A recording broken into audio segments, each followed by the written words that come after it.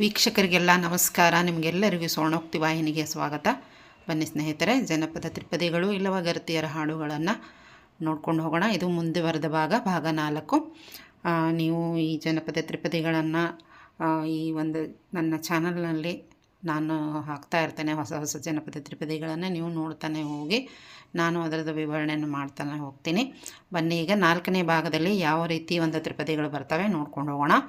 ನೋಡಿ, ಹಿಂದೆ ಕೃಷಿ ಹೆಚ್ಚಾಗಿ ಅವಲಂಬಿಸಿದ್ದ ಜನರು ಮನೆದೇವರು, ಕುಲದೇವರು, ಗ್ರಾಮ ದೇವರುಗಳ ಜೊತೆಗೆ ಪಂಚಭೂತಗಳನ್ನು ದೇವರೆಂದು ನಂಬಿದ್ದರು.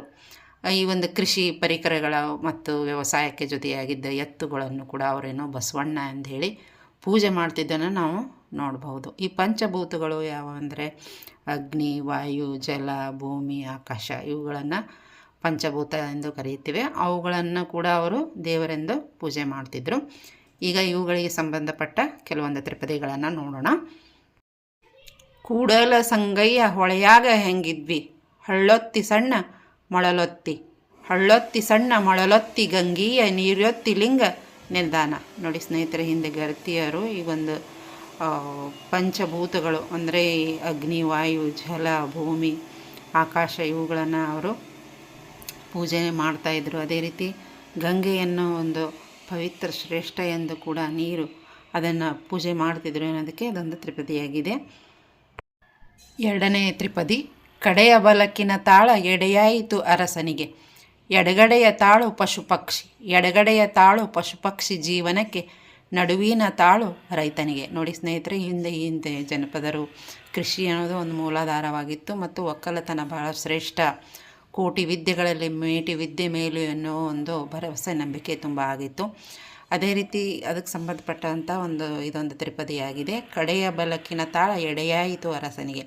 ಈ ಹಿಂದೆ ಬಿತ್ತುವ ಒಂದು ಬೀಜಗಳನ್ನು ಬಿತ್ತುವ ಒಂದು ಕೂರಿಗೆ ತಾಳ ಅಂತ ಬರ್ತದೆ.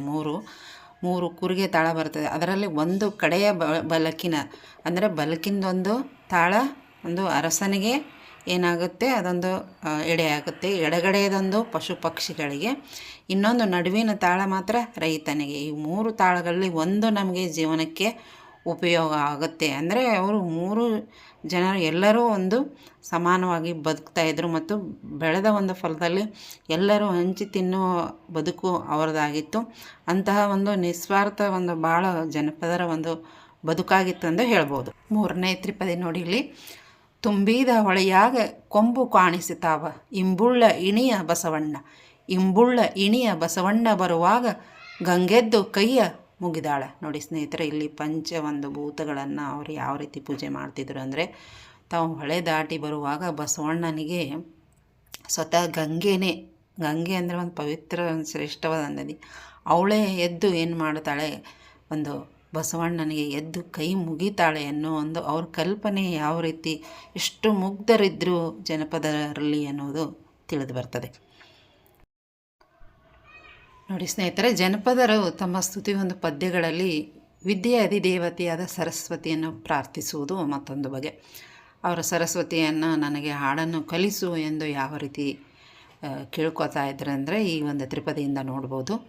ತಾಯಿ ಸರಸ್ವತಿ ಬಾಗಿಲಲ್ಲಿ ಯಾಕೆ ನಿಂದೆ, ತೋರೆನು ಬಾರೆ ನನಗಿಂಬ, ತೋರೆನು ಬಾರೆ ನನಗಿಂಬ ನಮ್ಮನೆ, ಸಾಲು ಮಂಚಾದ್ಲೆ ವರಗಮ್ಮ.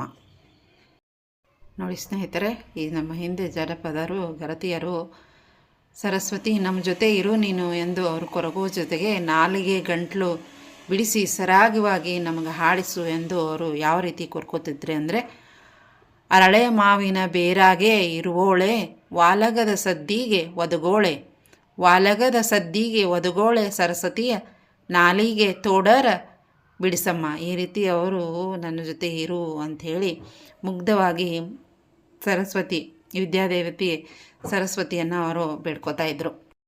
ಈ ರೀತಿ ಜನಪದದಲ್ಲಿ ಬರುವಂತಹ ಗರತಿಯರು ತಮ್ಮ ಒಂದು ಮುಗ್ಧ ಭಕ್ತಿಯನ್ನು ಈ ಹಾಡಿನ ಮೂಲಕ ತೋರಿಸ್ತಾ ಇದ್ದರು. ಯಾವ ರೀತಿ ಅರಳೆ ಗಿಡದಲ್ಲಿ, ಮಾವಿನ ಗಿಡದಲ್ಲಿ ಸರಸ್ವತಿ ಇದ್ದಾಳೆ, ವಾಲಗದ ಸದ್ದಿಗೆ ಬರ್ತಾಳೆ ಅವಳು, ನಮ್ಮನ್ನು ಗಂಟ್ಲನ್ನು ಸರಿಯಾಗಿ ಬಿಡಿಸು, ಸರಾಗವಾಗಿ ಸರಳವಾಗಿ ಹಾಡಿಸು ತಾಯಿ ಎಂದು ಭಕ್ತಿಪೂರ್ವಕವಾಗಿ ಅವರು ತಮ್ಮ ಹಾಡಿನ ಮೂಲಕ ಕೇಳ್ಕೊತಾ ಇದ್ದರು. ನೋಡಿದ್ರಲ್ಲ ಸ್ನೇಹಿತರೆ, ಇಲ್ಲಿವರೆಗೆ ಜನಪದ ತ್ರಿಪದಿಗಳನ್ನು ನೋಡಿದ್ರಿ. ನಿಮಗೆ ಇಷ್ಟ ಆಯಿತು ಅನ್ಕೋತೀನಿ. ಹೀಗೆ ಜನಪದ ತ್ರಿಪದಿಗಳ ಒಂದು ಭಾಗಗಳನ್ನು ನಾನು ಮುಂದುವರಿಸ್ಕೊಂಡು ಹೋಗ್ತಾ ಇರ್ತೇನೆ. ನೀವು ನೋಡ್ಕೊಂಡು ಹೋಗಿ ಲೈಕ್ ಮಾಡಿ. ಮತ್ತು ಹೊಸದಾಗಿ ಯಾರಾದರೂ ನೋಡ್ತಾ ಇದ್ದರೆ ನನ್ನ ಚಾನಲನ್ನು ಸಬ್ಸ್ಕ್ರೈಬ್ ಮಾಡ್ಕೊಂಡು ನೋಡಿ.